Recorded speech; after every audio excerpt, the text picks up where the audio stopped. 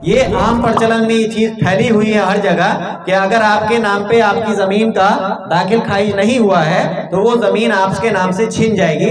ऐसा कोई बात नहीं है। सर्वे में आपकी जमीन कभी भी आपके नाम से नहीं छीनेगी, ना ही वो बिहार सरकार जाएगी।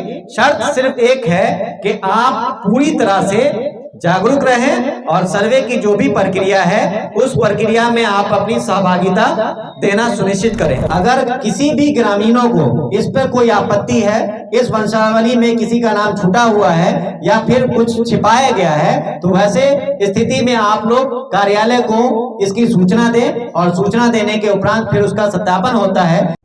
जैसा कि आपको पता होगा कि बिहार में जो है भूमि सर्वे का काम शुरू कर दिया गया है। अब ऐसे में जो है एक आम सभा जो है लगा करके कानूनगो सर जो है सबको बतलाने का काम कर रहे हैं कि कैसे जो है आपको भूमि का सर्वे करवाना है। वहीं पे जिनका ज़मीन विवादित है या फिर किसी ज़मीन पे एफआईआर केस चल रहा है या फिर आप प्रदेश में बाहर है, अंतिम तिथि क्या होने वाली है, यकीन मानिए आपका एक एक डाउट जो है इस वीडियो को देखने के बाद क्लियर हो जाएगा भूमि सर्वे से रिलेटेड। तो इस वीडियो को जो है आप लास्ट तक जरूर देखिएगा। फ्रेंड्स, यहाँ पे आप देख सकते हैं बगल में जो है एक वीडियो चलाया जा रहा है, तो कानूनगो सर को जो है आम सभा में बोलने का मौका मिला है और ये जो है अपनी बात को रख रहे हैं, कैसे सर्वे करवाना है, क्या कुछ अपडेट है, इन सारे चीज को जो है आम पब्लिक के लिए छोड़ा जा रहा है इस वीडियो को। तो इस वीडियो को ज्यादा से ज्यादा शेयर भी कीजिएगा फ्रेंड्स। आज की इस आम सभा में उपस्थित बनौल पंचायत के तमाम वासी,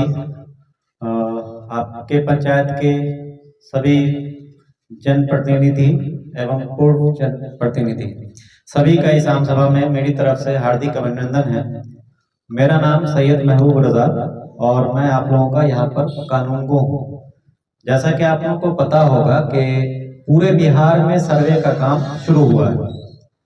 इससे पूर्व भी आपके बनौल पंचायत में एक आम सभा का आयोजन किया गया था।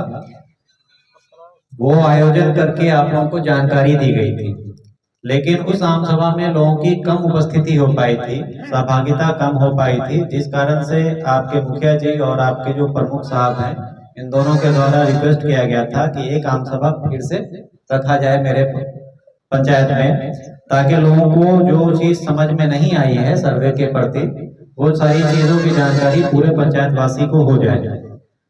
तो इसी तरह हर पंचायत में, हर राजस्व ग्राम में हम लोग आम सभा करते हैं और आम सभा करके आम रैयतों को, आम किसानों को जानकारी देते हैं। सर्वे का काम जो है ये बिल्कुल नया होता है। जैसा कि आप लोग जानते होंगे कि इससे पूर्व जो सर्वे हुआ था वो 1960 के दशक में हुआ था और 1960 के बाद जो लोग जमीन अभी धारित कर रहे हैं, तो 1960 में के समय जो लोग जीवित रहे होंगे उनकी उम्मीद है कि 99% लोग मृत हो गए होंगे। लोग जानते नहीं है कि सर्वे कैसे होता है, सर्वे में क्या क्या काम होता है, कौन कौन सा दस्तावेज आप लोगों को उपलब्ध करवाना है। तो ये आम प्रचलन की चीज नहीं है, इसलिए लोगों को जानकारी नहीं रहती है। तो जब कोई काम 60 साल बाद होता है तो एक पूरा वंश खत्म हो जाता है। एक वंश जो उस समय था वो पूरा वंश खत्म हो गया और उसके दूसरे वंशज, तीसरे वंशज अभी जीवित हैं। तो उन लोगों को इसकी जानकारी देनी बहुत जरूरी होती है कि जो जमीनी सर्वे का काम हो रहा है, इस सर्वे में आप लोगों का क्या दायित्व है, आप लोगों को क्या करना है, ये चीज सबसे पहले आप लोगों को समझना पड़ेगा। जब ये चीज आप लोग समझ जाएंगे तो ये जो सर्वे की प्रक्रिया है, या जिसको जमीनी सर्वे बोलते हैं, भूमि सर्वे बोलते हैं, ये पूर्ण रूप से सही तरीके से कंप्लीट होगी। तो उसी जानकारी देने के लिए फिर से आज आपके पंचायत में आम सभा का आयोजन किया गया है। इसमें हर एक प्रक्रिया के बारे में आप लोगों को विस्तृत रूप से बताई जाएगी। इसको गौर से सुनिएगा और सुनने के उपरांत जो लोग यहाँ पर आज भी उपस्थित नहीं हो पाए हैं, तो आप लोगों का सामाजिक स्तर पे ये दायित्व बनता है कि आप लोग जब अपने समाज में जाएंगे, 10 लोगों के बीच में बैठेंगे, तो वहां पे भी इस चीज की जानकारी आप लोग उन लोगों को दीजिएगा जो लोग यहाँ पे उपस्थित नहीं हो पाए हैं, कि आपके पंचायत में सर्वे का काम शुरू हो गया है और सर्वे में क्या क्या चीज जरूरत है, क्या क्या लगेगा, वो सारी चीज उनको भी आप लोग अपने स्तर से समझा दीजिएगा। ऐसे ही पूरे गाँव में, पूरे प्रखंड में प्रचार प्रसार होता है। बहुत सारे मीडिया बंधु भी हमारे साथ हैं, लगातार हैं, पहले दिन से ही हैं। उनके द्वारा भी कई वीडियो बनाए गए और वीडियो बनाकर अपलोड किया गया है। तो आप लोग वो वीडियो देख के भी बहुत सारी चीज समझ सकते हैं अगर नहीं समझ में आता है। तीसरा ऑप्शन आपके पास है कि आपके गांव के जो अमीन हैं, मेरे बगल में बैठे हुए हैं, संदीप कुमार नाम है इनका, ये अमीन आपके गांव का सारा काम करेंगे, तो आप इनसे भी संपर्क कर सकते हैं। जो चीज नहीं समझ में आती है इनसे भी आप पूछ सकते हैं। नहीं तो इसके अलावा भी आपके पास ऑप्शन है कि आप प्रखंड में चले आइए, ब्लॉक में चले आइए, वहां पे सर्वे ऑफिस बनी है। सर्वे ऑफिस बनी है जो अभिलेखागार भवन आप लोग देखते होंगे, जहां पर कर्मचारी बैठता है उसके ऊपर वाली बिल्डिंग, ऊपर वाले तल्ला पर सर्वे ऑफिस बनी है। तो वहां पे भी आप आके अपनी जानकारी हासिल कर सकते हैं, जो डाउट आपका है वो क्लियर कर सकते हैं। तो ये सारा ऑप्शन आप लोगों को दिया गया है, जिस ऑप्शन का आप फायदा उठाना चाहते हैं उठा सकते हैं। तो अभी हम लोग सर्वे की जो प्रक्रिया कहाँ से शुरू होती है वो पूरी प्रक्रिया आप लोगों को बताई जाएगी, और कहाँ पर खत्म होती है वो सारी प्रक्रिया बताई जाएगी। जैसा कि आप लोग जानते होंगे कि सर्वे जो है वो एक दिन का काम नहीं है। ऐसा नहीं कि आपके गांव में एक दिन हम चले आए और एक ही दिन में सर्वे करके चले गए, ऐसा नहीं होता है। ये भूमि सर्वे है, और भूमि सर्वे का मतलब होता है कि आपके गांव में जितना जमीन है, चाहे वो खेत की जमीन हो, गरारी की जमीन हो, पोखर हो, तालाब हो, रोड हो, कुछ भी है, जितनी भी जमीन है हर एक जमीन का सर्वे होगा। और सर्वे होने के उपरांत नया खतियान बनने का काम होगा। पुराना खतियान आप लोग देखते होंगे, आपके गांव का जो खतियान है वो आपके पूर्वजों के नाम पर है जिनकी मृत्यु हो गई है, और आज भी उन्हीं के नाम से जमाबंदी कायम है, उन्हीं के नाम से रसीद कट रही है। बहुत सारी चीजें जब सरकारी योजना आती है तो उसमें आप लोगों को दिक्कतों का सामना करना पड़ता है। जैसे फॉर एग्जांपल हम एक एग्जांपल दे रहे हैं कि आपके गांव से कोई एनएच पास हो जाता है, कोई एनएच पास हो जाता है आपके गांव से, और एनएच में जो भूमि अर्जन करके भू अर्जन डिपार्टमेंट जमीन लेती है और एनएच डिपार्टमेंट को, हाईवे डिपार्टमेंट को देती है, तो उसके लिए क्या है कि आप लोगों को पैसा दिया जाता है, जमीन के बदले में पैसा दिया जाता है। तो वैसे स्थिति में आप लोगों से आपके जमीन का कागज मांगा जाता है, और जब आप कागज प्रस्तुत कीजिएगा, अपना खतियान प्रस्तुत कीजिएगा या फिर अपना रसीद प्रस्तुत कीजिएगा, तो वो आपके नाम पे नहीं होगा, आपके पूर्वजों के नाम पर होगा। तो वैसी स्थिति में आप लोगों को पैसा नहीं मिलेगा। आप लोगों को बताया जाएगा कि आप ये प्रमाणित कीजिए, आप ये सत्यापित कीजिए कि इसमें जो जमीन के पेपर में जिनका नाम लिखा हुआ है वो आपके पूर्वज हैं। ये आप जब तक प्रूफ नहीं कीजिएगा तब तक आपको उसका पैसा नहीं मिलेगा। तो आपको उस समय दौड़ना भागना पड़ सकता है। सर्वे में कुछ चीजें ऐसी होती है जो रैयतों के लिए आसान कर दी जाती है, ठीक है। जैसे आप लोग अभी देखते होंगे, सुनते होंगे कि वंशावली बनाने की प्रक्रिया, वंशावली बनाने की प्रक्रिया जो किसी योजना में यूज होता है वो ये है कि आपके पंचायत लेवल पे वो वंशावली बनती है, उसमें 5 या 6 लोगों का साइन होता है, हस्ताक्षर होता है, और 5-6 लोगों के पास आप जब तक नहीं दौड़ेंगे तब तक आपका वंशावली निर्गत नहीं होगा, और उसके आधार पर आपका कोई काम नहीं होगा। तो आप लोग देखते होंगे जो वंशावली बनाने की प्रक्रिया है वो लंबी कर दी गई है, लेकिन सर्वे के क्रम में जो वंशावली बनाने की प्रक्रिया है वो आम रैयतों के लिए बहुत आसान किया गया है कि आप उस तरह से नहीं बनाकर एक सिंपल पेपर पर, जो सादा पेपर कहलाता है, उस पे भी वंशावली बनाकर दीजिएगा तो वो वैलिड माना जाएगा सर्वे के लिए, सिर्फ और सिर्फ सर्वे के लिए। इसके अलावा कोई भी योजना में आप वो वंशावली दीजिएगा तो उसकी मान्यता नहीं होती है। लेकिन सर्वे के प्रक्रम में आप लोगों को वंशावली बनाने की छूट दी गई है कि आप सादे के पेपर पे भी अपना वंशावली बनाकर अपना हस्ताक्षर करके जमा करते हैं, जिसको स्वअभिप्रमाणित प्रति बोलते हैं। अगर वो जमा करते हैं तो उसके आधार पर सर्वे का काम हो जाता है।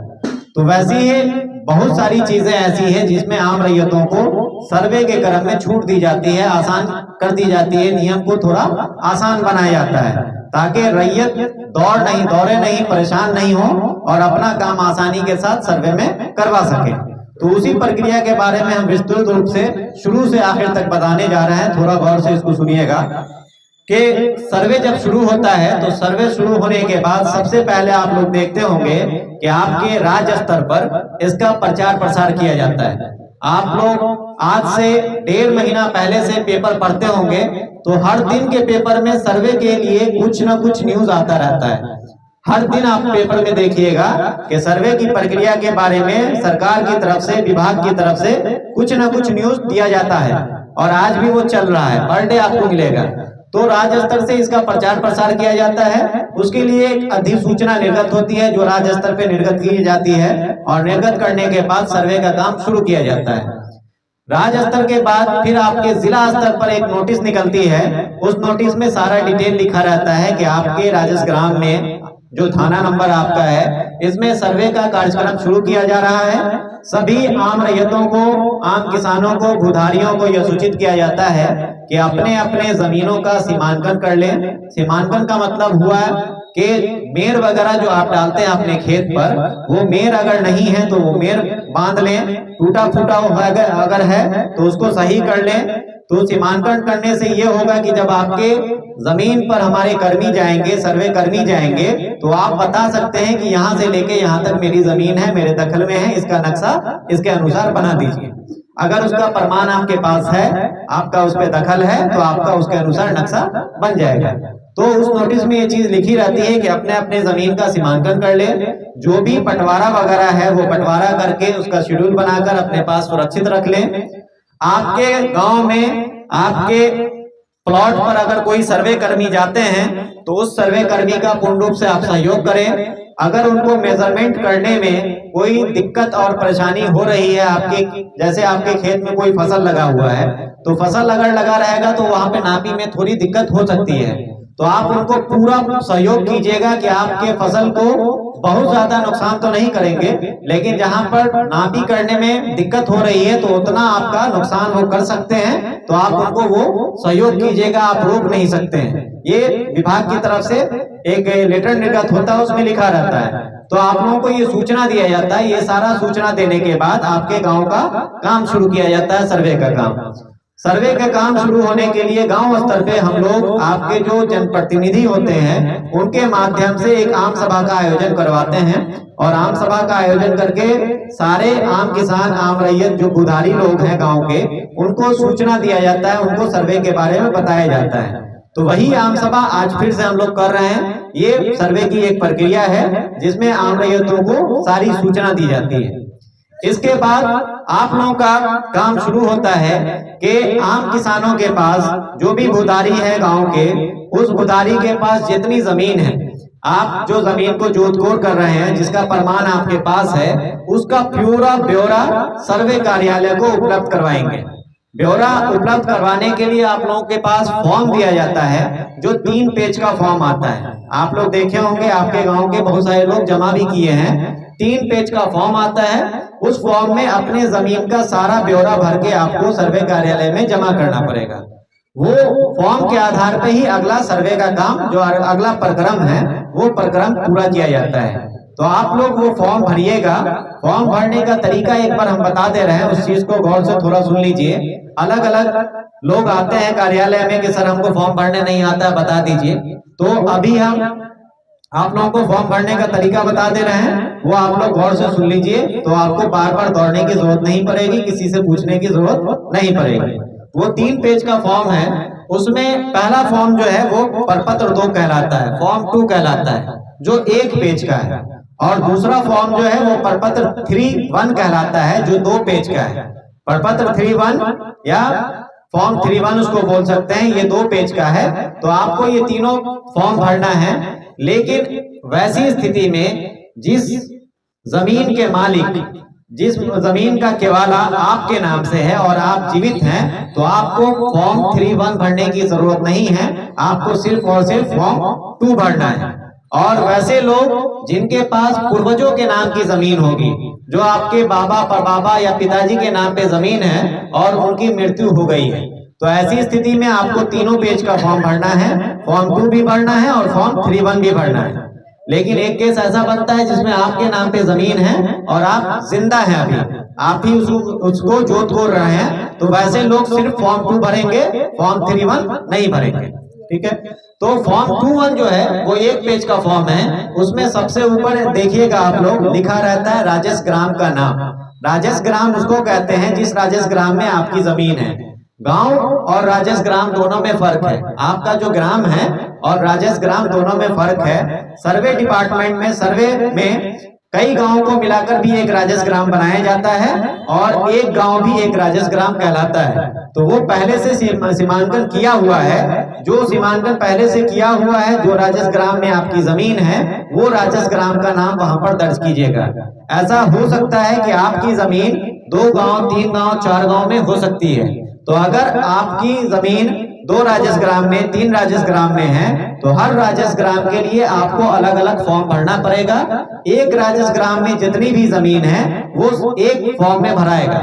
अगर दूसरे गांव में आपकी जमीन है तो उसके लिए फिर दूसरा फॉर्म इस्तेमाल करना पड़ेगा आप लोगों को। तो सबसे पहला जो ऑप्शन है उसमें वो राजस ग्राम का नाम है। तो जिस राजस ग्राम में आपकी जमीन है उस राजस ग्राम का नाम वहां पर दर्ज करना है।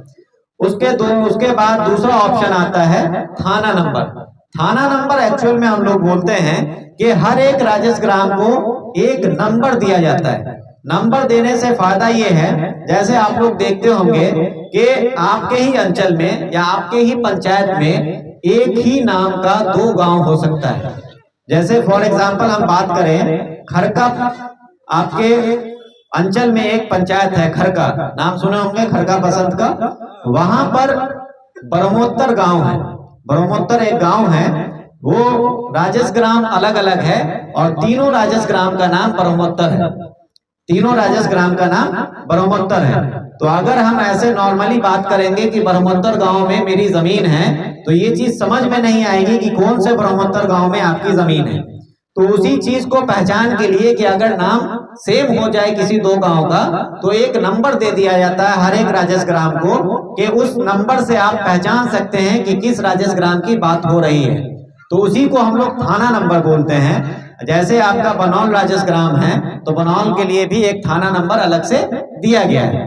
तो वही थाना नंबर जो आपके राजस ग्राम का इस्तेमाल होता है, जो जामबंदी में इस्तेमाल होता है, जो आपके केवाला में इस्तेमाल होता है, जो आपके खतियान में इस्तेमाल होता है, वो थाना नंबर वहां पर दर्ज कर देना है अपने राजस ग्राम का देखकर। अलग अलग राजस ग्राम के लिए अलग अलग फॉर्म भरना है और अलग अलग नाम दर्ज करना है।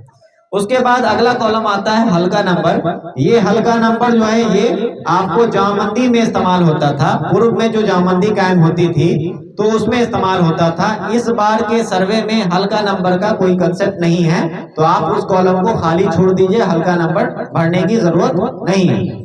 उसके नीचे एक कॉलम आता है पुलिस थाना, कि पुलिस थाना आपका कहाँ है। आपका पुलिस थाना जो है वो बोखरा में है। अब बोखरा भी थाना बन गया है, तो पुलिस थाना आप बोखरा लिखिएगा। आपका अंचल बोखरा है, अंचल में बोखरा लिखिएगा। आपका जिला सीतामढ़ी है, जिला में सीतामढ़ी लिखिएगा। ऐसी भी बात हो सकती है कि एक ही आदमी की जमीन बोखरा अंचल के बाहर भी हो सकता है बगल में नानपुर अंचल है तो वहां भी आपकी जमीन हो। उसके अलावा अगल बगल में पुपरी अंचल है, वहां भी आपकी जमीन हो। तो हर अंचल के लिए अलग अलग फॉर्म भरना है और वो फॉर्म उस अंचल में जमा होगा।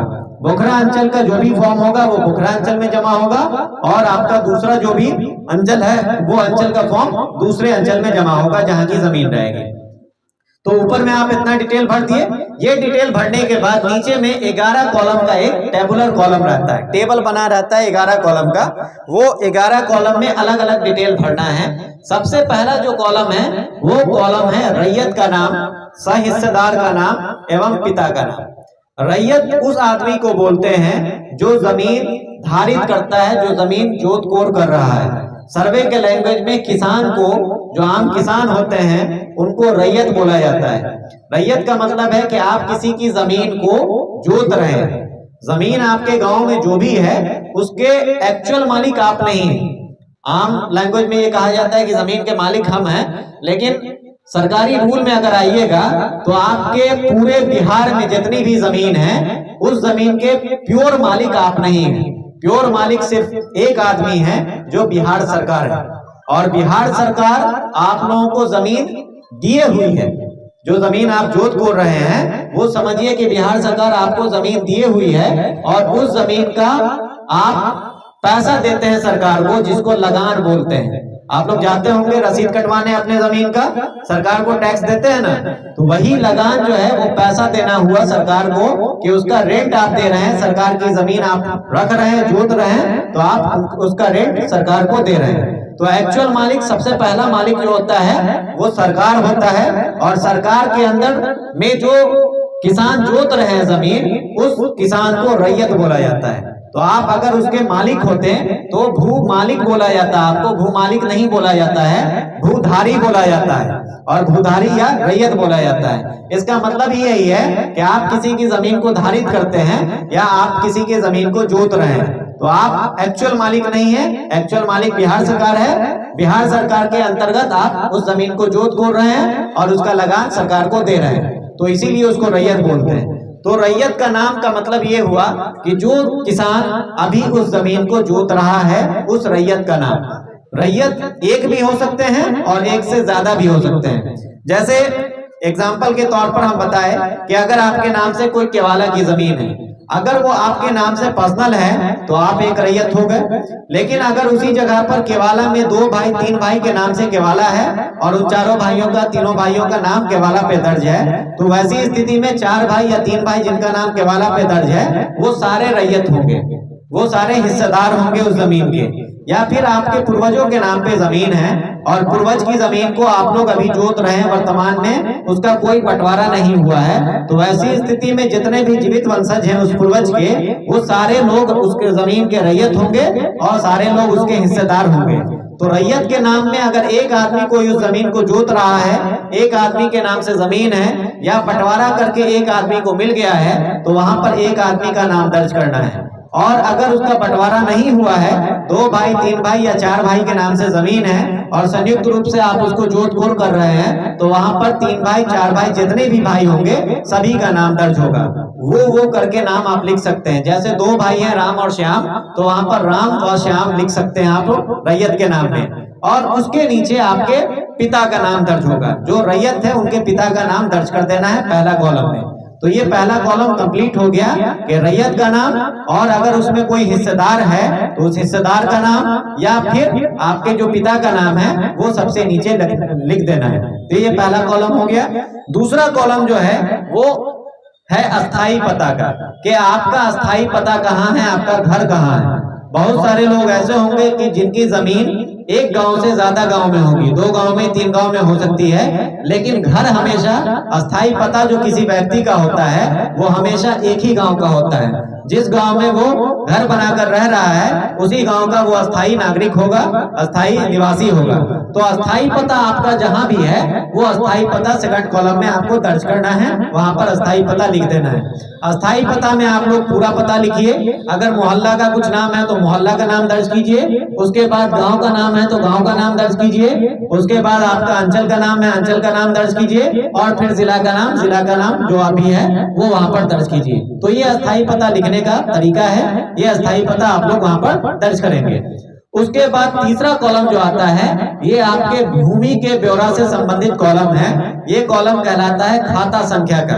आप लोग जानते होंगे कि हर एक जमीन का एक खाता संख्या होता है, उस खाते संख्या की वो जमीन होती है। जैसा आप लोग बैंक में जाते होंगे तो बैंक में जब अकाउंट खुलवाते हैं आप लोग, तो आप लोग को एक खाता संख्या निर्गत किया जाता है जो पासबुक पे प्रिंट रहता है। सब लोग जानते हैं, सब लोगों का खाता होगा बैंक में। तो उस खाते के अंदर आपका जितना ट्रांजैक्शन होता है, जितना पैसा का लेन देन रहता है, चाहे वो आप निकासी करते हो चाहे वो आप जमा करते हो, वो सारा उसी खाते के अंदर डिटेल रहता है। तो वैसे ही सर्वे में जब खतियान बनता है तो खतियान में हर एक रैयत को एक खाता नंबर दिया जाता है, और उस रैयत की जितनी जमीन होती है, जितना भी खसरा होता है, जितना भी प्लॉट होता है, वो उस खाते नंबर के अंतर्गत दर्ज किया जाता है, लिखा जाता है। तो हर एक प्लॉट का कोई ना कोई खाता संख्या होता है जो आपके दस्तावेज पर, जो आपके खतियान पर, जो आपके लगान रसीद पर लिखा रहता है। वहां से देख के आप अपना उस जमीन का खाता नंबर दर्ज कर सकते हैं।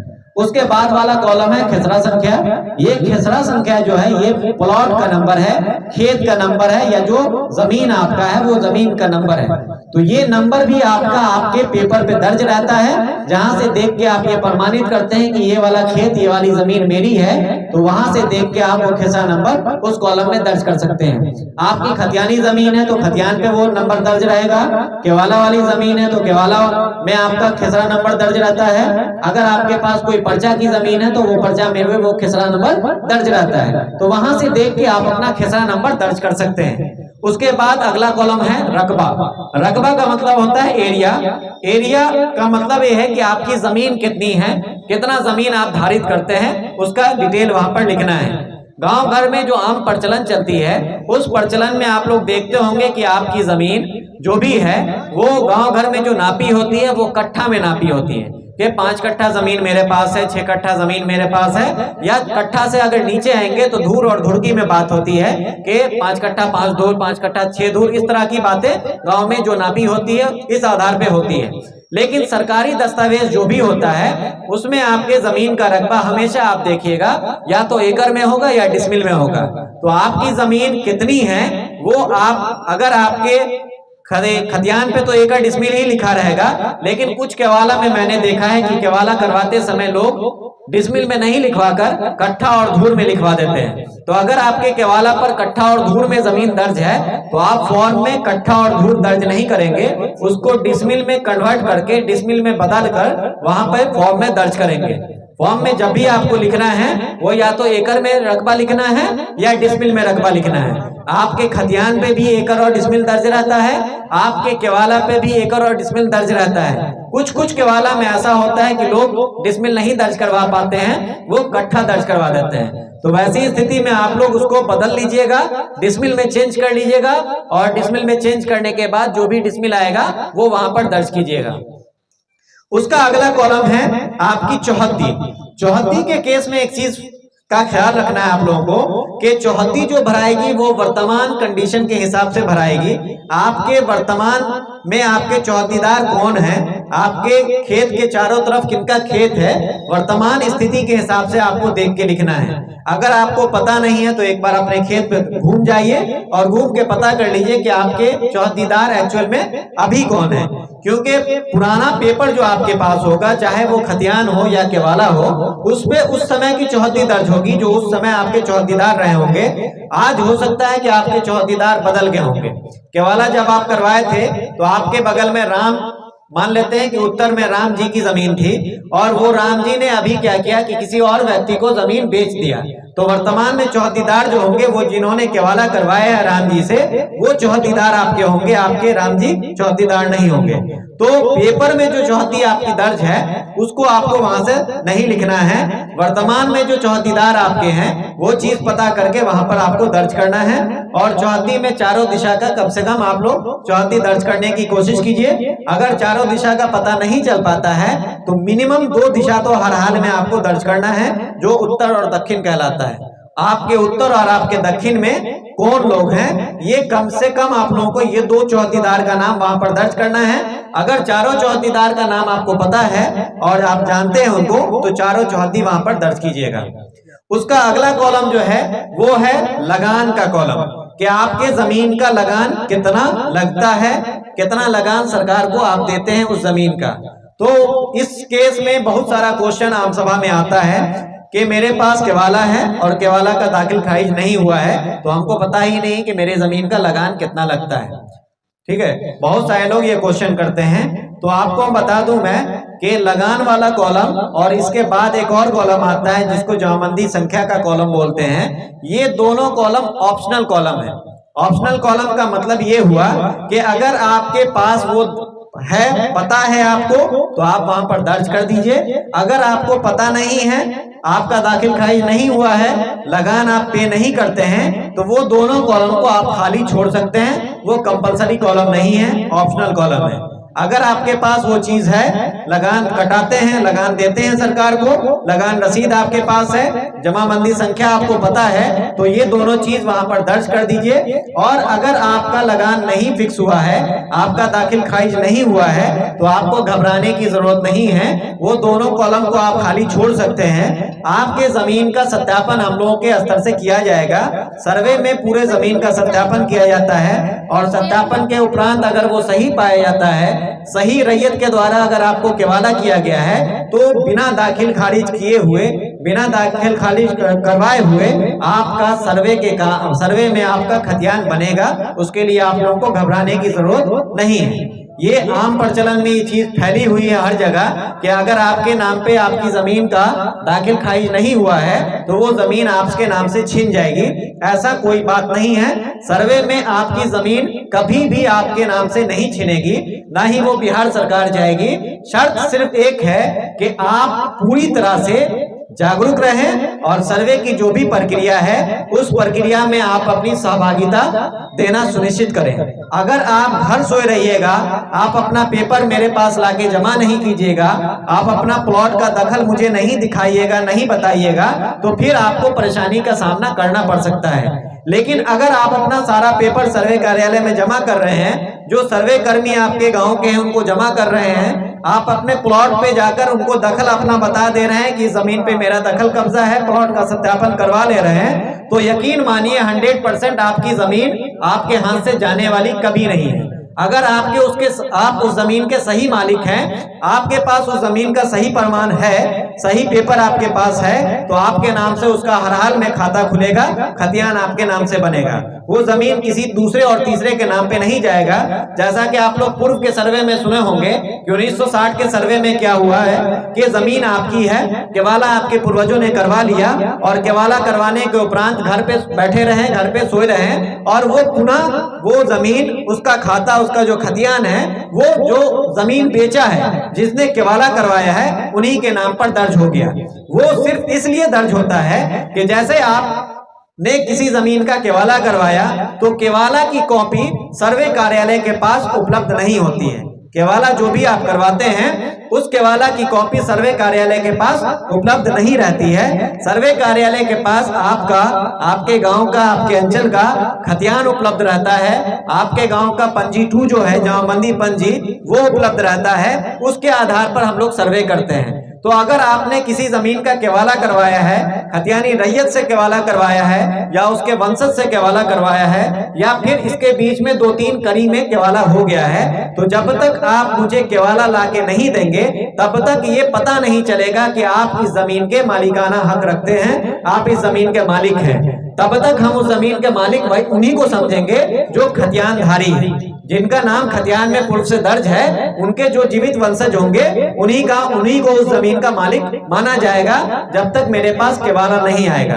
तो केवाला धारी वाले, केवाला जो भी जमीन, केवाला वाला जमीन रखते हैं, जो भी आम किसान है, आम रैयत है, तो वो सारे लोग अपना अपना केवाला, जो भी फॉर्म बताया जा रहा है, इस फॉर्म के साथ सर्वे कार्यालय को उपलब्ध करवाना सुनिश्चित करेंगे ताकि वो जो जमीन है वो पूर्व रैयत पे नहीं जाए, वो आपके नाम पर दर्ज हो। जो केवाला आपने करवाया है उसके आधार पर आपको उसका मालिकाना हक मिल जाए। ठीक है, तो आपको ये चीज एकदम जग के रहना है कि सर्वे की जो भी प्रक्रिया है, जो समय बताया जाएगा, उस समय के भीतर खास करके केवाला वाले को मैं ये जागा रहा हूँ कि केवाला जिन्होंने करवाया है वो सारे लोग एकदम जग कर रहिए कि आपका केवाला सर्वे ऑफिस में हर हाल में जमा हो जाए। वो छूट जाएगा तो फिर ऐसा कंडीशन भी हो सकता है कि अगर आपके नाम पे जमाबंदी कायम नहीं है, आपके नाम से केवाला है और वो केवाला मेरे पास नहीं आया है, तो जिनके नाम से पूर्व में जमाबंदी कायम है या जिनके नाम से पूर्व में खतियान दर्ज है, उनके जीवित वंशज के नाम पे वो जमीन चली जाए तो फिर आपको दावा आपत्ति के क्रम में फिर से आना पड़ेगा,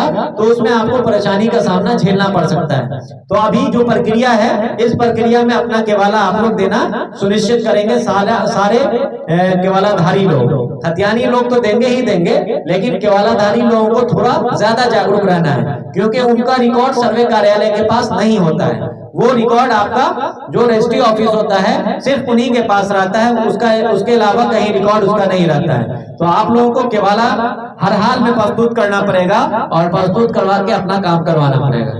तो मैं बता रहा था आप लोगों को चौहद्दी के बारे में कि चौहद्दी में जो अभी वर्तमान में आपके चौहद्दीदार हैं उनका नाम दर्ज कीजिएगा। दर्ज करने के बाद आपका लगान रसीद अगर निर्गत हो रहा है तो वहां पर दर्ज कीजिए। अगर लगान नहीं दर्ज हो रहा, नहीं कटा रहे हैं, आपके नाम पे दाखिल खारिज नहीं हुआ है, तब भी आपको घबराने की जरूरत नहीं है। उसका सत्यापन हम लोग अपने स्तर से करवाएंगे और अगर आपका पेपर सही पाया जाएगा तो आपके नाम से खतियान बनेगा हर हाल में। उसका अगला कॉलम है, ये इस फॉर्म का सबसे महत्वपूर्ण कॉलम है। महत्वपूर्ण कॉलम कहने का मतलब ये है कि अभी जो आप डिटेल भर रहे हैं, अभी तक जो मैंने बताया आपको, ये सारा आप अपने हिसाब से भर रहे हैं, सारी चीज बता रहे हैं, सारा चीज कर रहे हैं। जो जमीन का नंबर है, खाता है, खेसरा है, आप जोत रहे हैं, वो नाम दर्ज कर रहे हैं। लेकिन अगला कॉलम जो 10वां कॉलम आता है, ये सबसे इंपॉर्टेंट कॉलम इसलिए है कि आपको इसमें जो जमीन पे आपका दखल है, जिस जमीन को आप जोत कोर कर रहे हैं, उसका प्रमाण पूछेगा कि आप किस प्रमाण के आधार पर उस जमीन पे दावा कब्जा किए हुए हैं, किस प्रमाण के आधार पर आप बता रहे हैं कि ये जमीन आपकी है, आप इसके मालिक हैं। वो प्रमाण क्या है, वो प्रमाण का डिटेल वहां पर दर्ज करना है। जमीन के प्रमाण में सबसे पहला प्रमाण जो आता है वो होता है खतियान। और जमीन के केस में आप कभी भी जाइएगा, केस कीजिएगा किसी जमीन पे, तो सबसे पहला प्रमाण अगर न्यायालय मानता है तो वो भी खतियान को ही मानता है। खतियान के आधार पे ही टाइटल डिसाइड होता है। इसके अलावा जमीन का जो भी पेपर है, ये सारा आपका रेफरेंस पेपर है। जो भी पेपर होता है, जैसे आपका लगान रसीद हो गया, तो लगान रसीद आपका मालिकाना हक तय नहीं करता है, ये रेफरेंस के तौर पर इस्तेमाल किया जाता है। आप सरकार को उसका टैक्स दे रहे हैं, इसीलिए आपके नाम से वो लगान निर्गत है। ठीक है, तो जमीन का मालिकाना हक जब भी तय होगा तो वो आपका पूर्व का जो भी खतियान है, उस खतियान के आधार पर तय होगा। तो सबसे पहला प्रमाण जमीन का जो होता है वो आपका खतियान कहलाता है। तो आपके राजस्व ग्राम का जो भी खतियान होगा पूर्व का, वो खतियानी जमीन अगर आपके पास है, आपके पूर्वजों के नाम पर उस खतियान दर्ज है, तो वो खतियानी जमीन आपकी हुई, आप उनके जीवित वंशज हैं। तो जमीन के प्रमाण में आप लिखिएगा खतियानी जमीन। जो 10वां कॉलम है, जमीन का आधार जो पूछ रहा है, प्रमाण जो पूछ रहा है, उसमें आप लोग दर्ज कीजिएगा खतियानी जमीन, या उसको दूसरे शब्दों में हम लोग उत्तराधिकारी भूमि भी बोलते हैं कि आपके पूर्वजों की जमीन थी और आप उसके उत्तराधिकार हैं और उत्तराधिकारी होने के नाते आपको वो जमीन प्राप्त हुई है। तो जमीन के प्रमाण में आप लोग वहां पर खतियानी जमीन भी लिख सकते हैं या उत्तराधिकारी जमीन या भूमि भी लिख सकते हैं। ये दो ऑप्शन आपका खतियानी जमीन के केस में आता है। खतियानी जमीन में जो खतियान में जिनका नाम दर्ज है वो आपके पूर्वज हैं, इस चीज को आपको डिसाइड करना पड़ेगा। मान लेते हैं कि आपके खतियान में आपके बाबा का नाम दर्ज है, तो वो आपके बाबा हैं या नहीं है ये तो हम नहीं जानते हैं, ना आपके गांव के हैं ना समाज के, हम तो नहीं जानेंगे। तो आपको ये प्रमाणित करना पड़ेगा कि पेपर में जिनका नाम लिखा हुआ है वो आपके पूर्वज हैं। तो ये प्रमाणित करने के लिए एक पेपर बनता है जिसको हम लोग वंशावली बोलते हैं। और वंशावली बनाकर अगर ये आप प्रमाणित कर देते हैं कि वो आपके पूर्वज हैं और आप उनके वंशज हैं, तो वो आपके नाम पर खतियान बनाने का प्रोसेस शुरू कर दिया जाएगा और खतियान आपके नाम से बनेगा। वंशावली के केस में बार बार ये चीज आप लोगों को बताई गई है, कई वीडियो के माध्यम से भी मैंने बताया है कि बहुत सारे लोग अभी भी कोर्ट का दौरा लगा रहे हैं। आपके जो पंचायत के सरपंच हैं, जो आपके पंचायत सचिव हैं, जो मुखिया जी हैं, या फिर आपके वार्ड मेंबर हो, आंगनबाड़ी सेविका हो, चौकीदार हो, इन लोगों का आप लोग दौरा लगा रहे हैं, बार बार उन लोगों के पास जा रहे हैं कि वंशावली कैसे बनेगी। आप लोगों को पता होगा कि पंचायती राज का जो नियम आया है, नया नियम, उस नियम के आधार पर ये नियम है कि जब भी आप वंशावली बनाएंगे तो वंशावली आपका आपके पंचायत के पंचायत सचिव और आपके पंचायत के जो सरपंच होते हैं, इन दोनों के संयुक्त हस्ताक्षर से निर्गत किया जाएगा। इन दोनों का साइन होगा उस पे।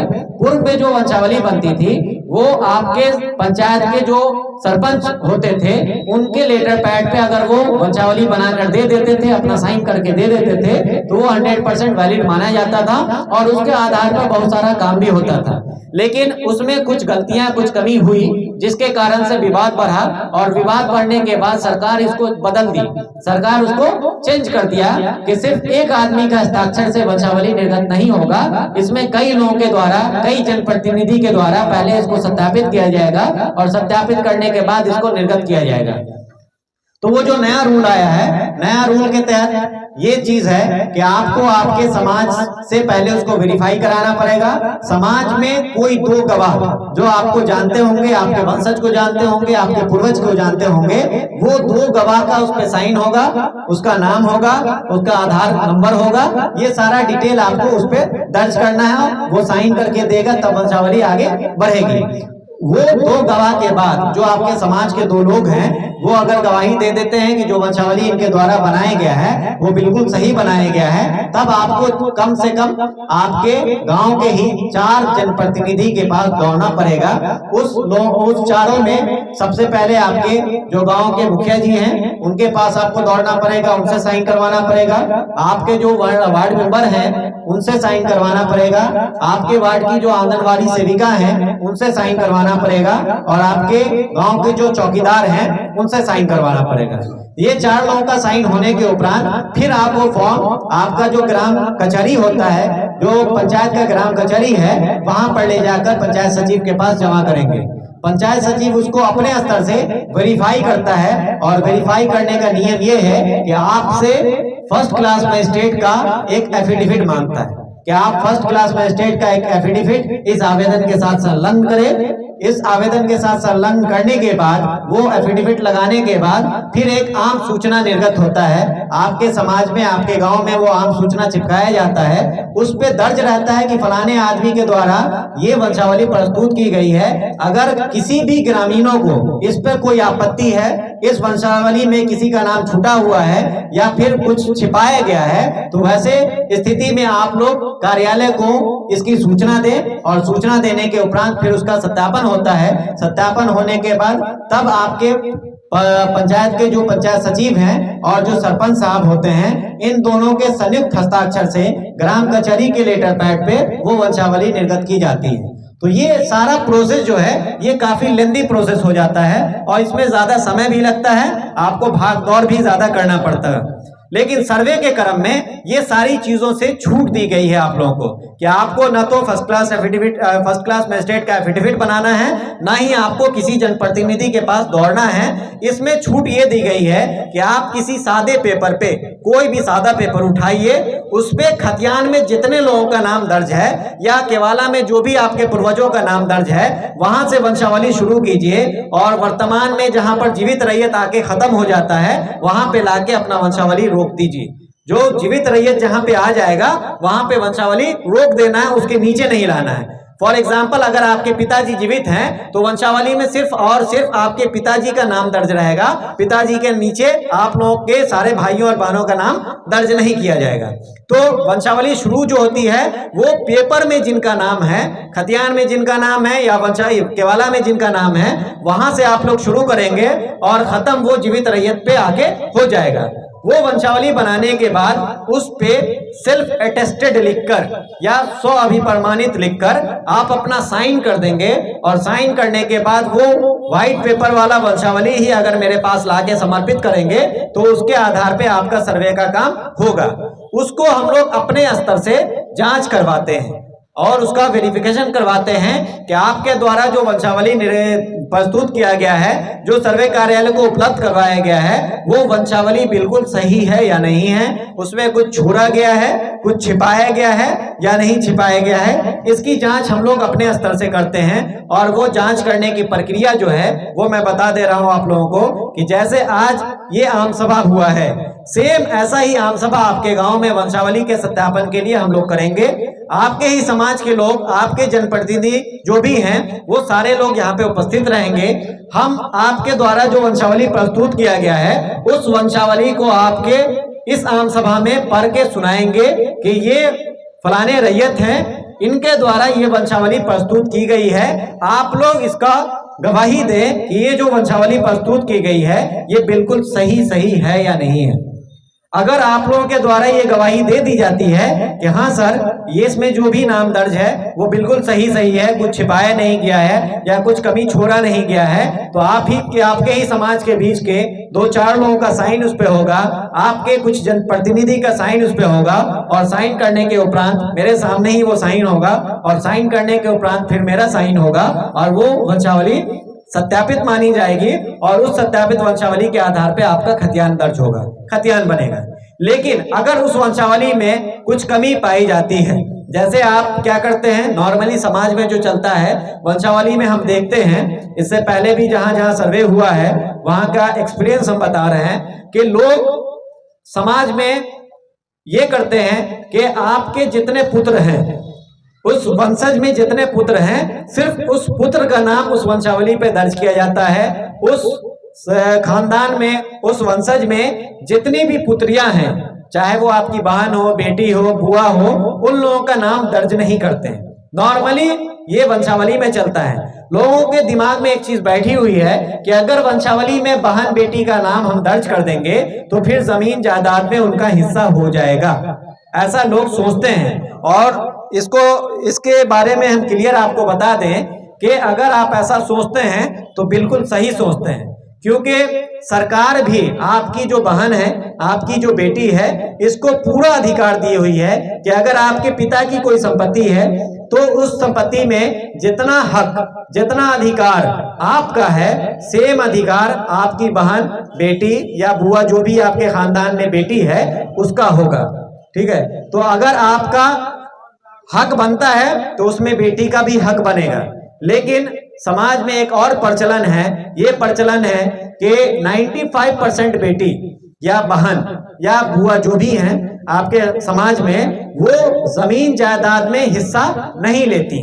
उनके शादी विवाह में इतना खर्च हो जाता है, पिता की संपत्ति का इतना हिस्सा खर्च हो जाता है कि वो लगभग उस संपत्ति के या तो बराबर होता है या कभी कभी उससे ज्यादा भी होता है या उससे कम भी रहता है। तो वैसा मान के चला जाता है कि पिता की संपत्ति का वो हिस्सा उनकी शादी में खर्च हो गया तो उसमें वो हिस्सा खुद से नहीं लेती हैं।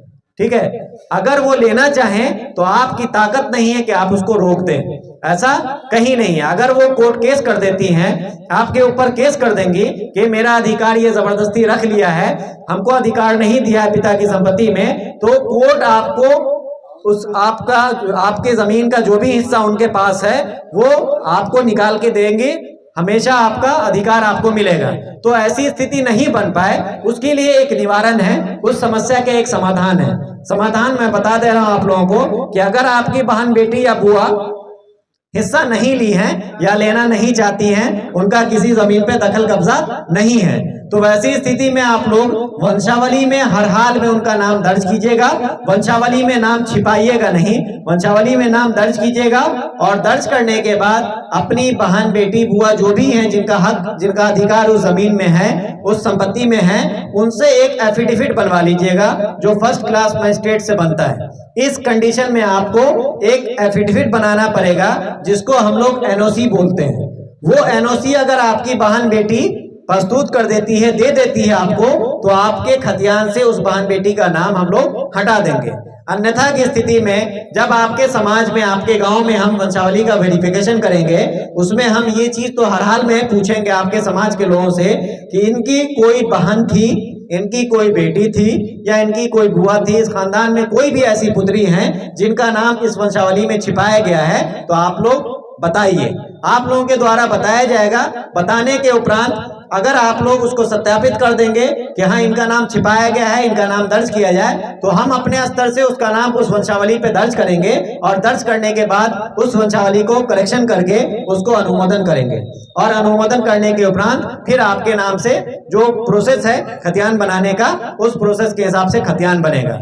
जिन लोगों को एनओसी प्रस्तुत करना है वो सारे लोग एनओसी बनवा कर अपने पास सुरक्षित रख लें। जब आपसे एनओसी मांगा जाएगा, जब खतियान बनाने का काम चलेगा, उस समय आपको एनओसी प्रस्तुत करना पड़ेगा। बहुत सारे लोगों का इसमें एक सवाल होगा कि मेरी बहन, बेटी या जो भी है उस खानदान में पुत्री, वो बिहार में नहीं रहती है, बिहार के बाहर रहती हैं, दिल्ली रहती है, मुंबई रहती है, कहीं भी बाहर में रहती हैं, तो वो तो आएंगी नहीं यहाँ पे एनओसी बनाने के लिए। तो उनके लिए ऑप्शन मैं बता दूं कि वो इंडिया के किसी कोने में भी अगर रहती हैं और उस कोने से वो एनओसी बनाकर आपको पोस्ट कर देती हैं, आपको बाय पोस्ट भेज देती हैं, वो एनओसी अगर लाके हमको जमा कर देते हैं तो उस एनओसी के आधार पे बहन और बेटी का नाम हट जाएगा। वहां से खतियान सिर्फ आप लोगों के जो भाई हैं, जो भाइयों के बीच में बंटवारा हुआ है, उनके नाम पे दर्ज होगा। अगर वंशावली के आधार पर कोई विसंगति पाई जाती है, कुछ कमी पाई जाती है, तो आपका बंटवारा अमान्य माना जाएगा। जैसे एग्जाम्पल के तौर पे मैं बता रहा हूं कि आपके पास 4 भाई और 1 बहन है, तो 4 भाइयों के बीच में आप बंटवारा कर लिए, शेड्यूल बना लिए और शेड्यूल बना के मेरे पास प्रस्तुत कर दिए। वंशावली में भी सिर्फ 4 भाई का नाम दर्शाए और जब हम उसकी जांच करने आए तो यहाँ पे पता चला कि 4 भाई के साथ साथ आपके पास 1 बहन भी है। उस बहन का नाम ना तो आप वंशावली में दर्ज किए हैं, ना ही आप शेड्यूल बंटवारा में दर्ज किए हैं। तो अगर आप ये बताइएगा कि बहन को हिस्सा नहीं मिला हुआ है, इसलिए हम शेड्यूल में नाम उसका दर्ज नहीं किए हैं, तो वैसी स्थिति में आपसे हम एनओसी मांगेंगे। एनओसी जब तक आप नहीं दीजिएगा तब तक वो सारी जमीन का बंटवारा अमान्य माना जाएगा, वो बंटवारा मान्य नहीं होगा, उसके आधार पर आपका अलग अलग खाता नहीं खुलेगा।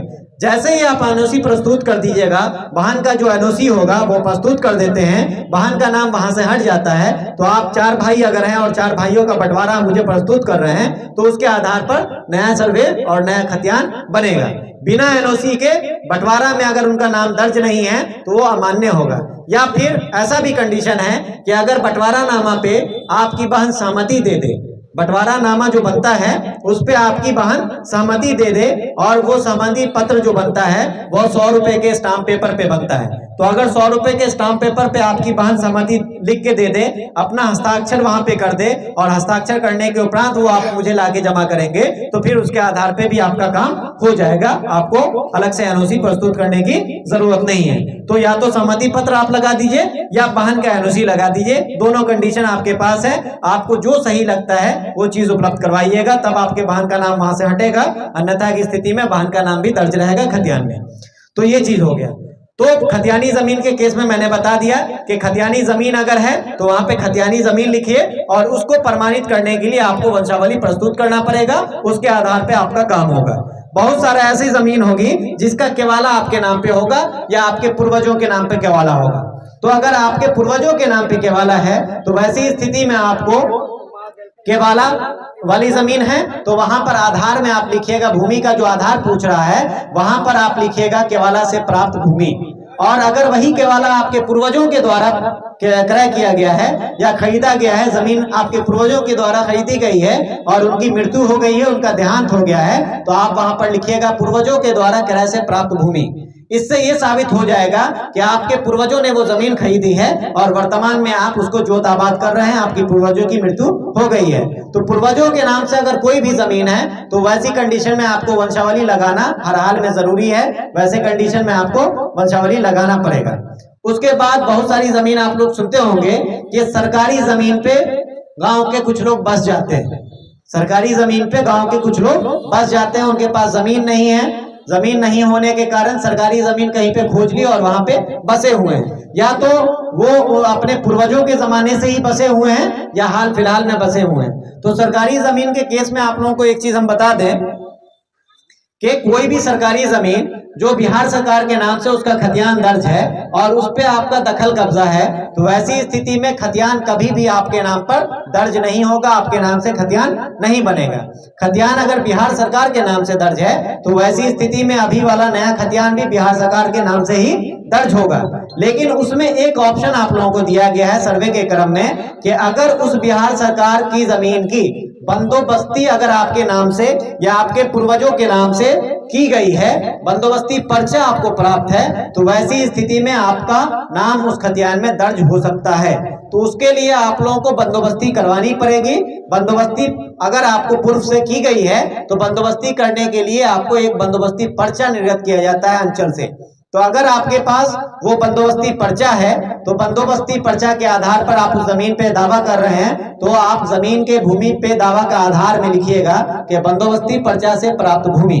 तो वैसे सारे लोग जो बिहार सरकार पे बसे हुए हैं, जिनका घर बिहार सरकार पे बसा हुआ है, उन लोगों से एक अपील हम करना चाहेंगे कि अगर आपके नाम से उसकी बंदोबस्ती हो गई है तब तो आप सुनिश्चित रहें, आपके नाम से खतियान बनने का प्रोसेस होगा।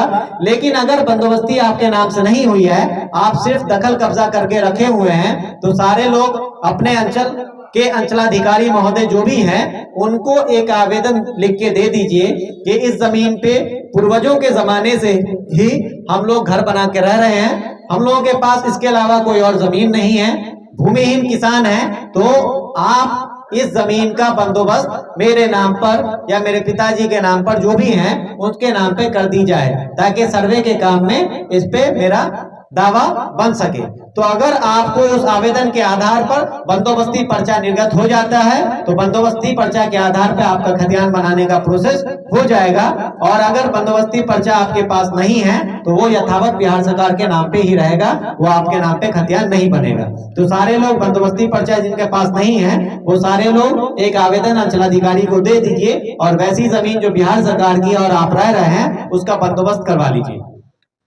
कुछ जमीन आप लोग सुनते होंगे कि जमीन जो है वो रैयती जमीन थी, किसी जमींदार की जमीन थी, और जमींदार अपने घर पे काम करने वाले जो जौन मजदूर होते हैं, जो उसका खेती बाड़ी करते हैं, जो घर बार देखते हैं, वैसे लोगों को अपनी जमीन का कुछ हिस्सा बसने के लिए दे देते हैं।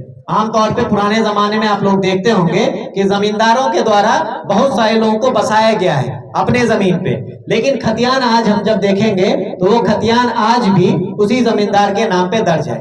तो अगर ऐसा कोई कंडीशन है जिसमें एक रैयत अपनी जमीन किसी दूसरे रैयत को दे दिया हो बसने के लिए, रहने के लिए, तो उसके लिए एक पर्चा निर्गत होता है, वो कहलाता है वास्कित पर्चा। तो अगर आपके पास वास्कित पर्चा बना हुआ है, वास्कित पर्चा आपको प्राप्त है, तो उस वास्कित पर्चा के आधार पे भी सर्वे का काम होगा, और भूमि पर दावा के आधार में आप लिखिएगा वास्कित पर्चा से प्राप्त भूमि, वास्कित पर्चा से प्राप्त भूमि। तो ये आपको वास्कित पर्चा के आधार पे भी नया सर्वे हो जाएगा। उसके बाद एक और पर्चा आता है जिसको भूदान का पर्चा बोलते हैं। जो आपके गांव के भूमिहीन किसान हैं, वो भूमिहीन किसान को भूदान कमेटी की तरफ से जमीन बसने के लिए, रहने के लिए दिया जाता है। तो भूदान कमेटी जब भी जमीन देती है तो भूदान का एक पर्चा देती है, उस पर्चा के आधार पे आपका सर्वे का काम होगा। अगर आपके पास भूदान का पर्चा है तो आप वो भी जमा करेंगे, और भूमि पे दावा के आधार में आप वहां पर लिखिएगा भूदान पर्चा से प्राप्त भूमि।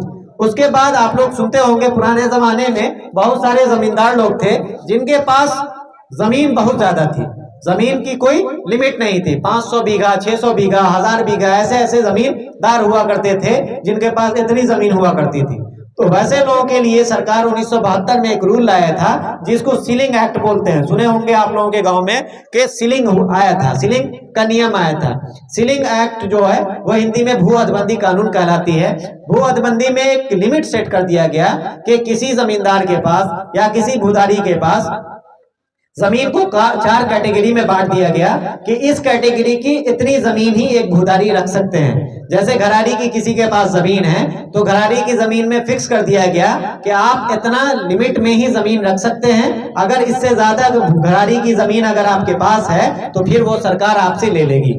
तो वैसे ही खेती वाली जमीन में भी एक लिमिट सेट कर दिया गया कि इस लिमिट के अंदर अगर आपके पास जमीन है तो वो आपकी होगी, और अगर उस लिमिट से ज्यादा उस जमीन आपके पास है तो आपसे सरकार वो ले लेगी, भू हदबंदी एक्ट के तहत वो आपसे छीन लेगी। तो वो रूल आया था 1972 में, और भू हदबंदी हुआ, बहुत सारे जमींदार लोगों की जमीन भू हदबंदी कानून में चली गई, सरकार उसको अपने अंडर में ले लिया। और सरकार कोई भी जमीन जब लेती है तो अपने पास रखती नहीं है, उस पे या तो कोई योजना शुरू हो जाता है, सरकारी भवन बन जाता है, या फिर आम रैयतों के बीच में उसका वितरण कर दिया जाता है और उससे सरकार को टैक्स मिलता रहता है। सरकार अगर अपने पास रखेगी तो फिर उसको कोई फायदा नहीं है। सरकार की जमीन को कोई ना कोई आम किसान जोत के ही खाता है, उसका पैसा, उसका जो लगान है वो सरकार को नहीं मिलेगा। तो सरकार हमेशा अपनी जमीन को किसी न किसी को बंदोबस्त करता है, या तो विभाग को बंदोबस्त कर दे या किसी आम किसान को बंदोबस्त कर दे। तो वैसी स्थिति में भू हदबंदी से भी बहुत लोगों को पर्चा प्राप्त हुआ है। तो अगर वैसे स्थिति में अगर आप लोगों को पर्चा प्राप्त है तो भूमि पे दावा के आधार में आप लिखिएगा भू हदबंदी पर्चा से प्राप्त भूमि, और या फिर आप उसको लिख सकते हैं परवाना के पर्चा से प्राप्त भूमि, दोनों ऑप्शन आता है उसमें, तो आप ये दोनों चीज वहां पर लिख देंगे। लिखने के बाद लास्ट कॉलम जो है वो है अभियुक्ति का कॉलम। अभियुक्ति के कॉलम में वो सारा डिटेल लिखना है जो उस फॉर्म में नहीं पूछा गया है, लेकिन आपको वो जानना या उसकी जानकारी सर्वे कार्यालय को देना जरूरी है। जरूरी समझते हैं कि इसकी जानकारी हम सर्वे कार्यालय को दें। तो वैसा 2-3 कंडीशन बनता है। पहला कंडीशन तो ये बनता है कि आपकी जमीन का पेपर आपके नाम से है, लेकिन किसी अन्य व्यक्ति के द्वारा उस पर कब्जा किया गया है। बहुत सारे ऐसे लोग आपके गांव में होंगे जो जमीन का पेपर आपके नाम पर है, लेकिन लाठी के बल पे, ताकत के बल पे आपकी जमीन पे कोई दूसरा कब्जा किए हुआ है। तो वैसा स्थिति में फॉर्म आपको अपना भरना है, अपना प्रमाण उसमें अटैच करना है और अभियुक्ति कॉलम में उस कब्जेदार का नाम वहां पर दर्ज कर देना है कि बकब्जे फलाना जो भी है आदमी, उस आदमी का नाम वहां पर दर्ज कर दीजिएगा।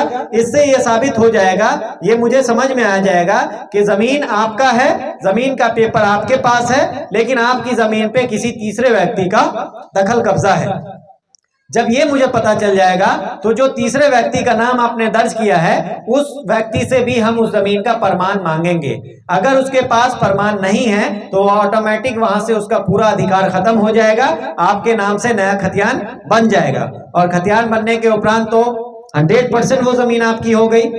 केवाला के आधार पे कोई क्लेम कर सकता है, जवाबंदी के आधार पर कोई क्लेम कर सकता है, लेकिन खतियान को तोड़ने के लिए, खतियान को बदलने के लिए सिर्फ और सिर्फ सिविल कोर्ट का आपको सहारा लेना पड़ेगा। उसके अलावा दुनिया की कोई ताकत उसको नहीं तोड़ सकती है, कोई अधिकारी उसको नहीं बदल सकता है। खतियान को बदलने का पावर सिर्फ और सिर्फ सिविल कोर्ट को है, जहां पर आप टाइटल का केस लड़ेंगे। टाइटल का केस लड़ने के बाद अगर आप जीतते हैं तो वो चेंज होगा, अन्यथा की स्थिति में वो खतियान वैसा ही रह जाएगा। तो एक बार अगर आपके नाम से पर्सनल खतियान बन गया तो फिर आपको कोई हिला नहीं सकता है, कोई आपको परेशान नहीं कर सकता है। आप उस खतियान के बेस पे पूरा दावा अपना कर सकते हैं। तो अगर ऐसी स्थिति बनती है कि कोई आपकी जमीन कब्जा किए हुआ है तो अभियुक्ति कॉलम में बकब्जेदार का नाम वहां पर दर्ज कर दीजिए। दूसरा स्थिति ऐसा बनता है कि किसी जमीन पे विवाद है और विवाद बढ़ के कोर्ट केस की शक्ल में चला गया है।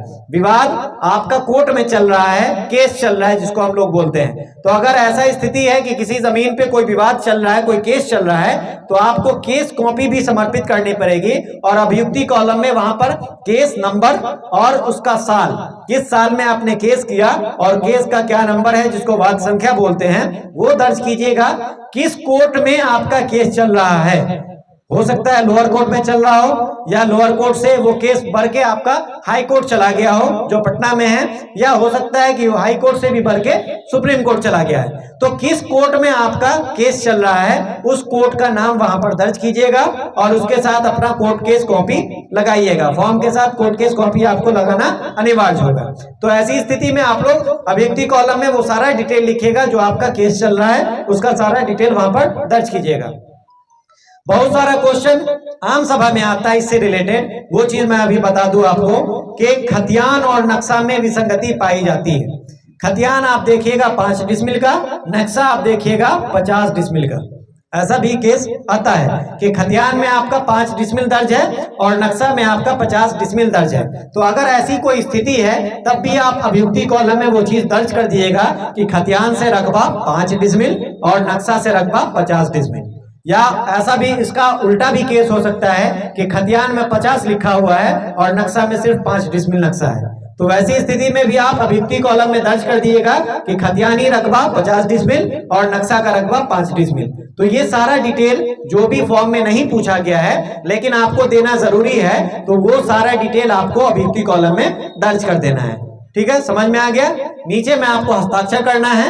हस्ताक्षर करने के बाद आपका मोबाइल नंबर और आधार नंबर पूछेगा, ये दोनों चीज वहां पे दर्ज कर देना है। तो ये आपका फॉर्म 2 रहा। फॉर्म 2 जमा करने का, भरने का प्रोसेस यही है। सारे लोग उम्मीद करते हैं कि समझ में आ गया होगा। फिर भी अगर नहीं समझ में आया होगा तो इस पे बहुत सारा वीडियो भी बनाया गया है, आप वीडियो भी जाके देख सकते हैं, वहां से समझ में आ जाएगा। नहीं तो कार्यालय में आके भी पूछ सकते हैं या आपके गांव के जो अमीन हैं उनसे भी संपर्क करके आप पूछ सकते हैं। आपके गांव में अमीन साहब आएंगे तो आप उनसे मिलकर पूछ लीजिए कि फॉर्म कैसे कैसे भराएगा। उसके बाद फॉर्म 3-1 है। फॉर्म 3-1 भरने का तरीका मैं बता दे रहा हूँ। ठीक है, उसमें ज्यादा डिटेल नहीं है। जो डिटेल आप फॉर्म 2 पे भरे हैं सेम डिटेल आपको फॉर्म 3(1) पे भी भराएगा।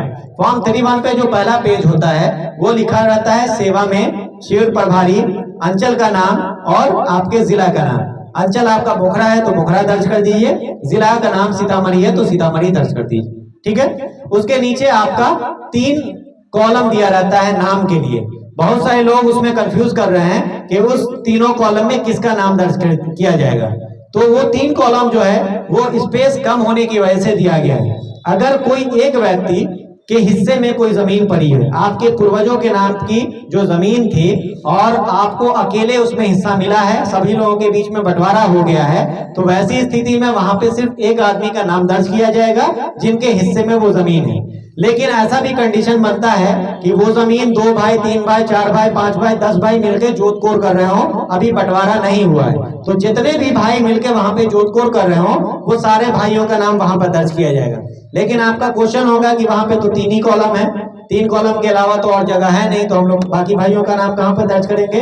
तो आप लोगों को मैं बता दूं कि पहला पेज जो है उस पे आप 3 भाई का नाम दर्ज कीजिए और तीसरे भाई के नाम के आगे इत्यादि लगा दीजिए। इत्यादि का मतलब होता है कि इसके आगे भी लोग हैं और भी लोग उसमें हैं। तो पहला 3 नाम लिख के आगे में इत्यादि लगा दीजिए और इत्यादि लिखने के बाद उसी फॉर्म का दूसरा पेज है, उस फॉर्म पे आपको काफी स्पेस दिया गया है। अगर 10 लोग हैं तो 10 लोगों का नाम वहां पर आ जाएगा, 15 लोग हैं तो 15 लोगों का भी नाम वहां पर आ जाएगा। तो जितने भी आदमी हैं वो सारे लोगों का नाम पेज 2 फॉर्म 3(1) का जो पेज 2 है, दूसरा पन्ना है, उस पे आप लोग दर्ज कर दिए। पहला पन्ना पे सिर्फ 3 कॉलम है तो 3 आदमी का नाम लग के वहां पे इत्यादि दर्ज कर दीजिए और दूसरे पन्ना पे आप वहां पर सारा डिटेल दर्ज कर सकते हैं।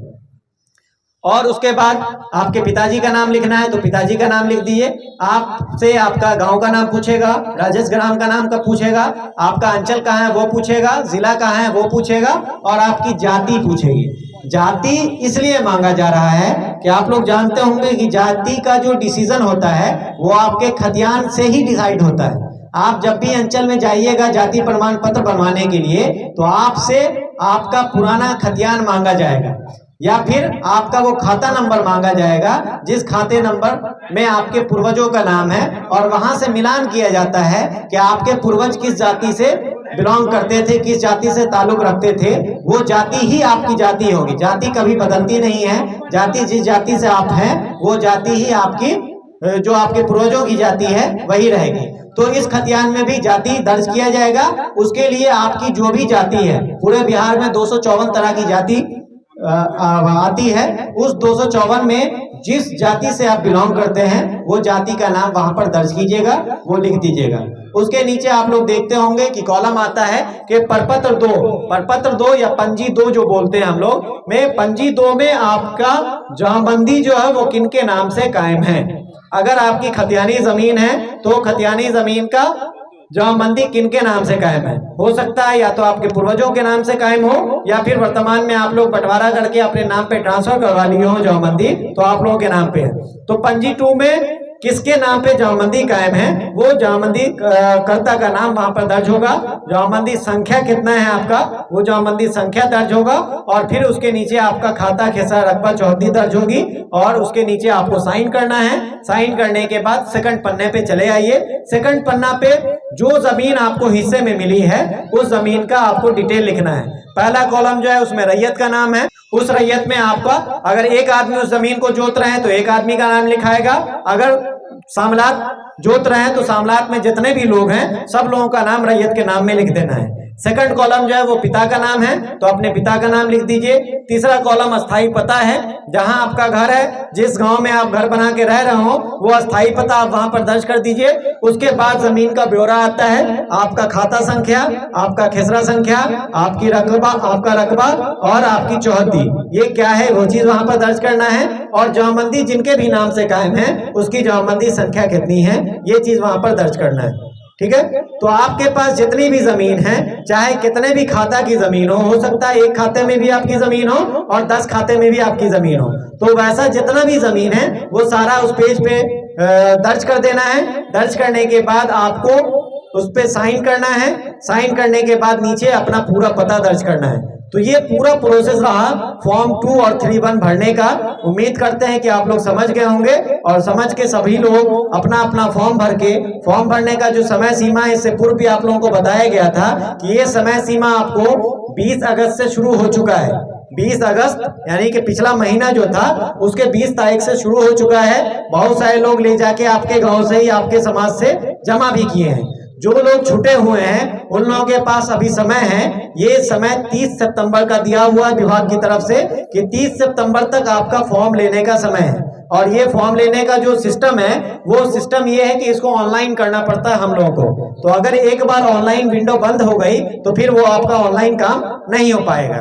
तो अभी आप लोगों के पास लगभग हम समझते हैं 25 दिन और है।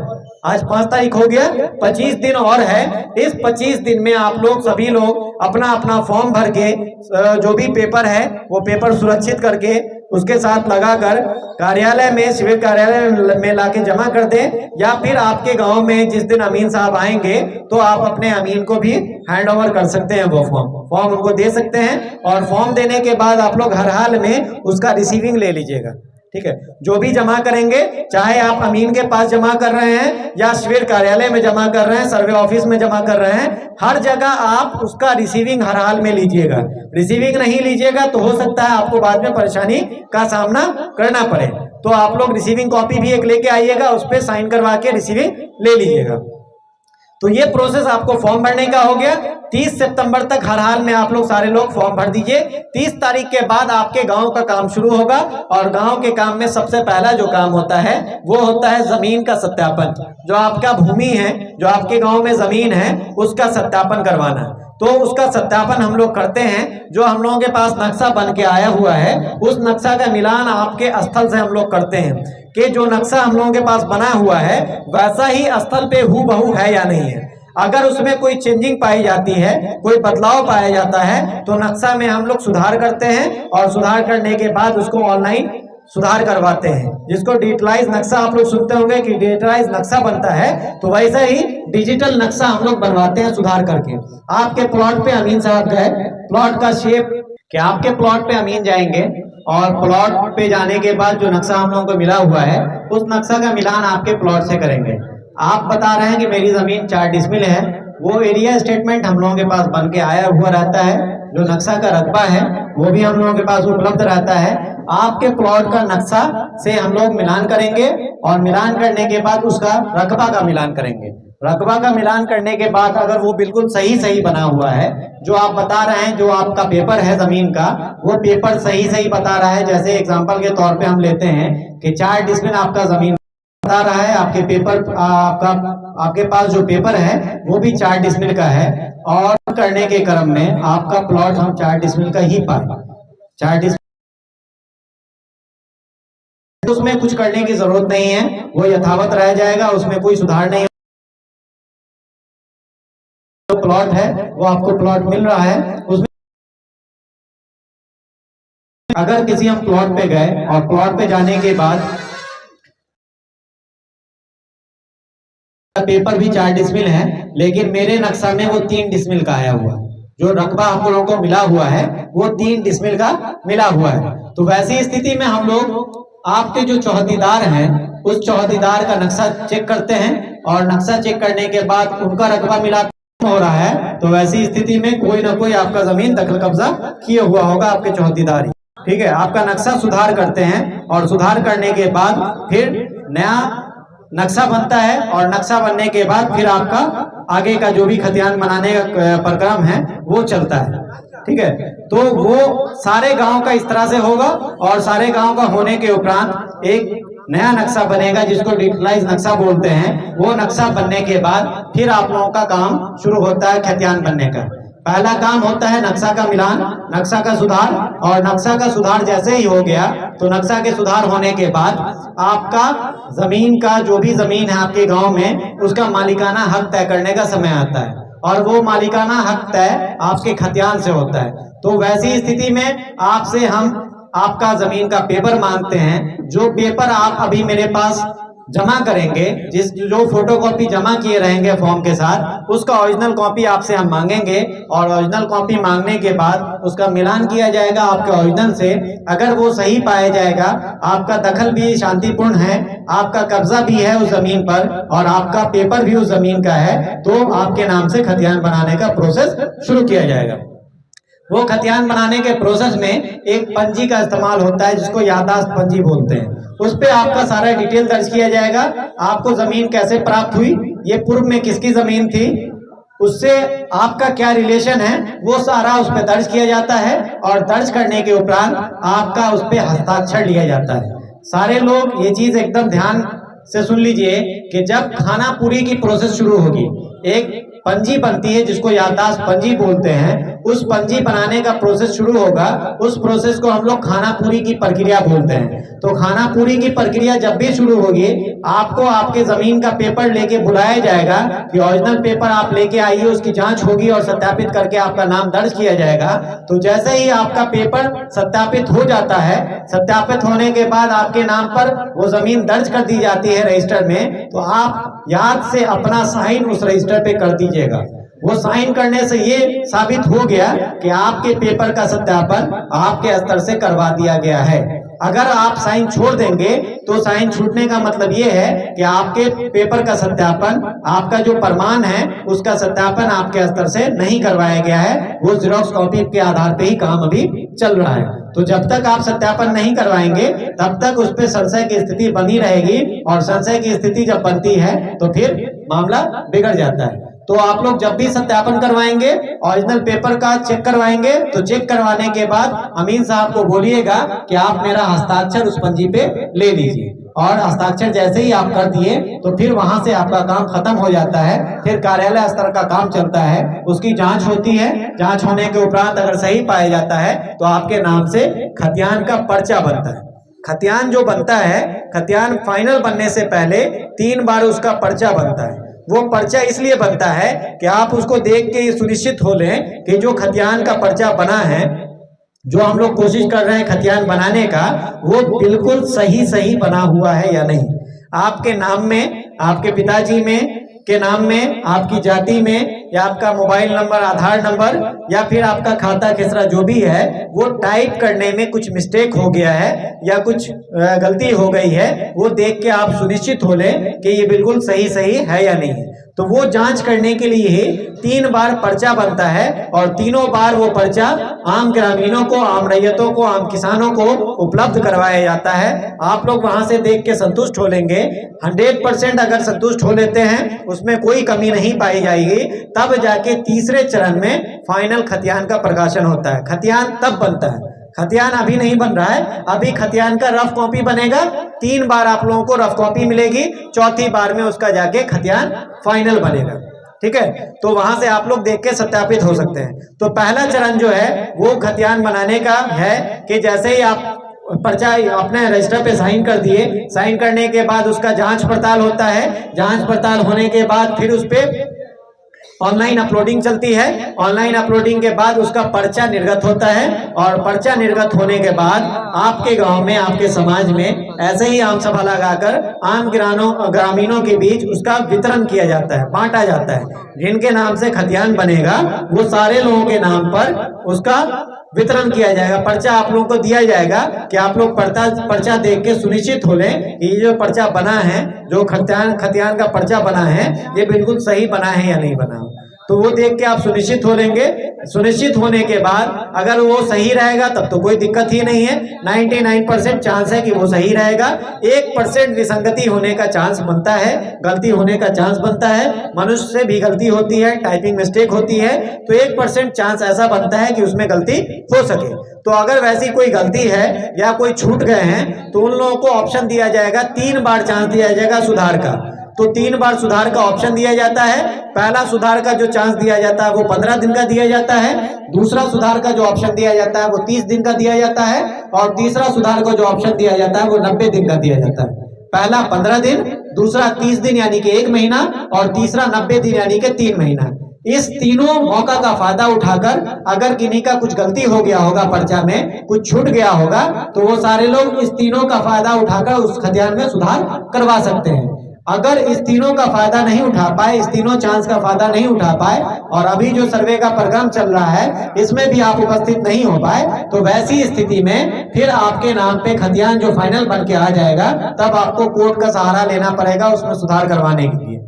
उसके अलावा कोई जगह ऐसा नहीं है जहां से वो सुधार हो जाए। तो आप लोगों से हम लास्टली यही अपील करेंगे कि सारे लोग ये जो जमीन सर्वे का काम चल रहा है इसमें पूरी तरह से अपनी सहभागिता सुनिश्चित करें, किसी के भरोसे नहीं बैठे। बहुत सारे लोग आपके समाज में अब जब कोई काम शुरू होता है, खास करके ये जमीन के मामले हम बता दें कि जमीन का जब भी सर्वे कहीं भी शुरू होता है तो आपके ही समाज के कुछ लोग दलाल बन के खड़े हो जाते हैं। वो आपको ये बोलेंगे कि लाइए ना, हम आपका काम करवा देंगे, ऐसे करवा देंगे, वैसे करवा देंगे, मेरी पहचान सर से है, ठीक है। तो वैसे लोगों के बहकावे में बिल्कुल नहीं आना है, किसी भी दलाल के चक्कर में आपको नहीं पड़ना है। आपको जो भी काम है, जैसा भी मामला है, या तो आपके गांव के जो अमीन हैं आप उनसे संपर्क कीजिए, उनसे बात कीजिए, जो परेशानी है उनको बताइए। अगर आप उनसे संतुष्ट नहीं हो पाते हैं, आपको लगता है कि आपकी परेशानी वो दूर नहीं कर पा रहे हैं, तो आप कभी भी हमको संपर्क कर सकते हैं। शिविर कार्यालय में आपके हमसे मिल सकते हैं, नहीं तो हम गांव भी ऐसे विजिट करते रहेंगे। गांव में कभी हमसे मुलाकात आपकी हो तो आप अपना परेशानी हमसे शेयर कर सकते हैं, अपना निवारण हमसे ले सकते हैं। लेकिन सर्वे कर्मी के अलावा जो सर्वे डिपार्टमेंट के स्टाफ हैं, इसके अलावा किसी भी आदमी के चंगुल में ना तो आप लोग फंसेंगे, ना ही उसके बहकावे में आएंगे। कोई भी ऐसा आदमी अगर आपके पास आता है कि लाइए मैं काम करवा दे रहा हूं आपका, तो आप इसकी सूचना तुरंत आपके गांव के जो अमीन हैं या आपके गांव के जो कानूनगो हैं उनको सूचना दीजिए, और वैसे लोगों की सूचना के आधार पर हम उस पर कार्रवाई करने का काम करेंगे। अगर गलत कोई कर रहा है तो उस पर 100% कार्रवाई होगी। तो आप लोग किसी के बहकावे में नहीं आए और अपना काम डायरेक्ट सर्वे ऑफिस से करवाए, आपको किसी तीसरे के बीच में जाने की जरूरत नहीं है। तो आप लोगों से यही अपील रहेगी कि आप लोग पूर्ण रूप से जगे रहें, सहभागिता अपनी दिखाएं सर्वे के कार्यक्रम में। आपको जो भी परेशानी दिक्कत हो रही है आप हमसे सहयोग मांगे, हम पूर्ण रूप से आपका सहयोग करने के लिए तैयार हैं। हमेशा आपको हमारी तरफ से पॉजिटिव रिस्पांस ही मिलेगा, नेगेटिव रिस्पांस कम। दोस्तों आशा करता हूँ कि यह वीडियो आपको जरूर पसंद आया होगा। अगर यह वीडियो पसंद आया तो वीडियो को लाइक कीजिए, चैनल को सब्सक्राइब कीजिए। बाकी हम आशीष मिलते हैं अगले वीडियो में किसी नए टॉपिक के साथ। मुझे दीजिए इजाजत। देखते रहिए ऑनलाइन फटाफट वीडियो देखने के लिए बहुत बहुत धन्यवाद।